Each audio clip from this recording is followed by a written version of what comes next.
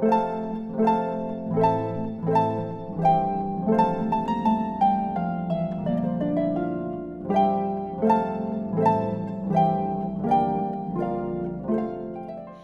is the house that Peggy built, not with her hands, but with her imagination.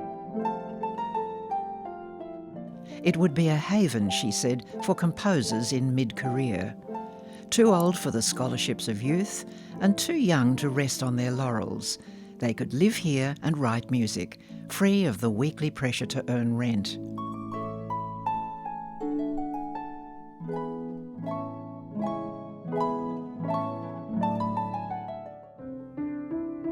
Peggy was Peggy Glanville Hicks, an important figure in Australian music, a unique voice among 20th century composers.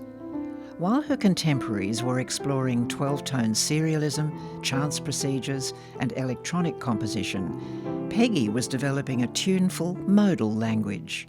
But there was nothing reactionary about this. Her music still sounds fresh and original.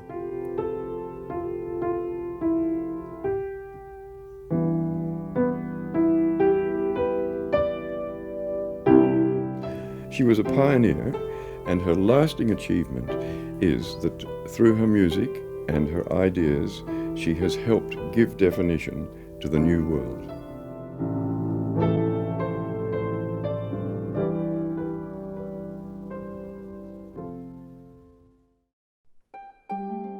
Peggy was born in Melbourne in 1912, completed her studies in Europe before the war, then moved to New York. As a composer, she had plenty of successes, but they were never enough to keep her from having to earn her living as a critic. She moved to Greece in the late 1950s, eventually returning to Australia in 1975. The following year, she bought her house in Sydney's Paddington area, where she held court for the rest of her life, often to an audience of younger composers. Recalling her own struggle to earn money, she had the idea for a composer's house, and at her death in 1990, left 45 Ormond Street to the nation for that purpose. My name's William Barton. I'm a composer and contemporary instrumentalist. I've been playing the didgeridoo for just on 30 years almost, and I'm a composer in residence at the Peggy Glanville Hicks house in Paddington. Being an artist and composer, you know, it's always important for musicians or artists of any type to have a place for them to create and be free and be a part of what I consider this particular place to be a part of a legacy. Auntie Peggy Glanville Hicks's compositions live on through this house and through the musicians and composers who have graced these walls and these floors and kept the sound vibrating, which is the most important thing. I was very thrilled and humbled to receive this honour to be here, you know, and to be sharing the house with the wonderful Veronique Saray. The days have moods to them, like they have seasons, you know, and so you get to see all the seasons come through the light and the reflections of the windows and even the shadows from the trees and the breeze blowing, and you get all this creative sort of flow, and you're immersed in this, you know, sometimes quite a silent world, but it's those silent moments where you actually create or find the inspiration.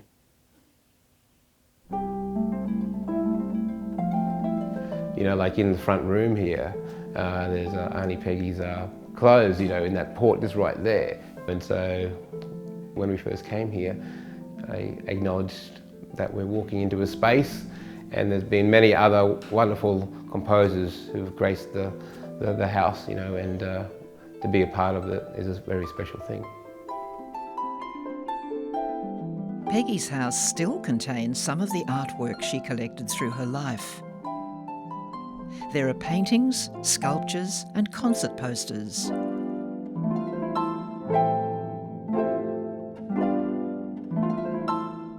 Most striking of all is the mural of ancient charioteers Peggy herself painted on her garden wall. I painted this because it was something to do. This is the back of a wash house. And then, of course, quite recently, somebody else bought the house, and has made that extension. So I had to paint in 2 more horses. And they were a little bit too long for their, but I had to fill up the space. And so I called them Horatio and Hysteria, because they're both obviously giggling like mad.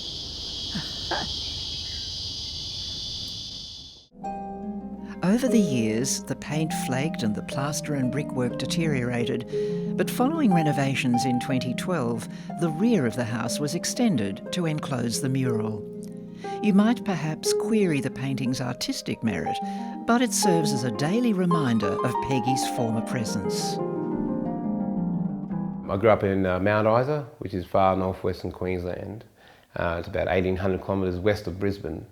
And I grew up in quite a culturally diverse community, having the beautiful magic inspiration of going out to the land as a young child with my elders, with my mother and father, my uncles and aunties, and to, I guess, be inspired, on this journey through life, and be a part of the mystery of the didgeridoo.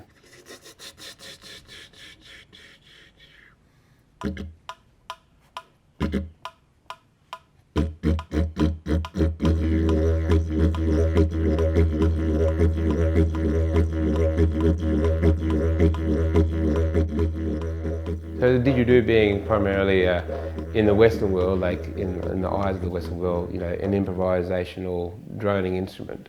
But there's so much more to that, and all didgeridoo players are creators, real-time composers. But for myself as a composer, who primarily works across the board, like with classical music or notated music, it hasn't really changed. Like that first seed that was planted in my mind as a child in Mount Isa, it's just added to it. It's added to my canvas of sound, and how I notate things is just an implied suggestion of what I want my friends to play, because I want them to play with me, if they're not improvisers as well, So you notate what I hear in my head. I hear a polyphony of sound, even though the didgeridoo is one drone note, in the basic sense, but there's so much more to that. And so it's all those little layers, the silence between the sounds, that actually create this storyline.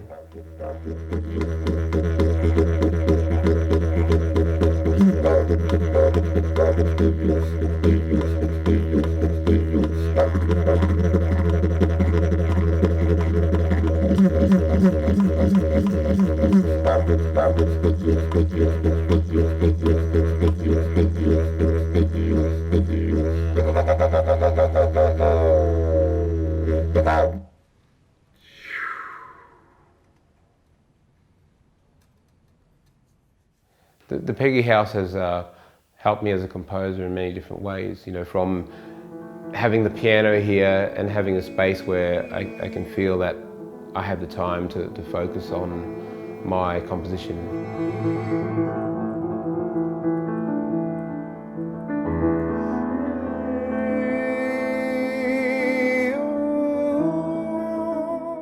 And I've done quite a lot here this year, which has been really terrific to have this space.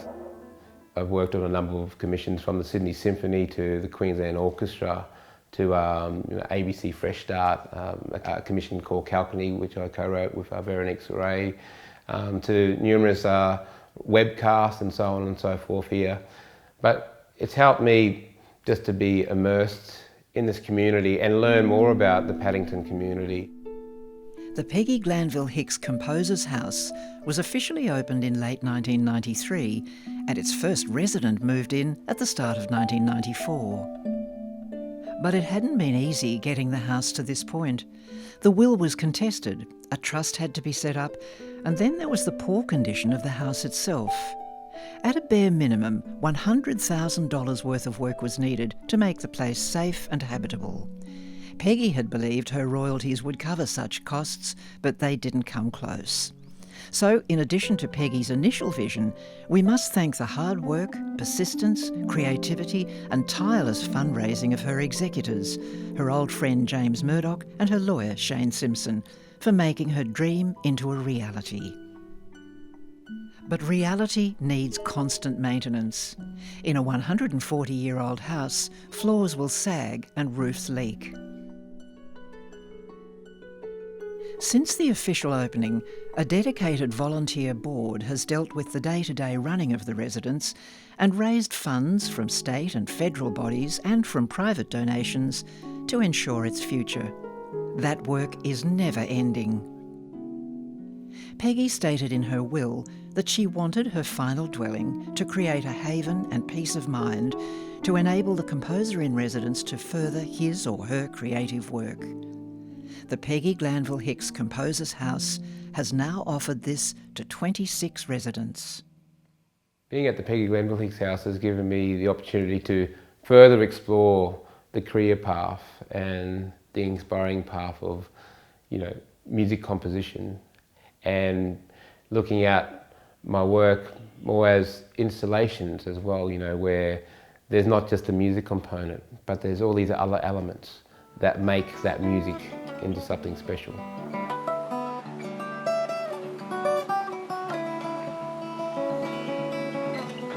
I'd like to make well wishes for the next future generation of storytellers and composers who have the opportunity to be in the space. And I say, make the most of the opportunity. It's not often that you get a house for a year, particularly in an area like this, and in a house like this where there is so much legacy involved, and so you can make the most of it, and you can, make a contribution from yourself back to that legacy by actually just writing music.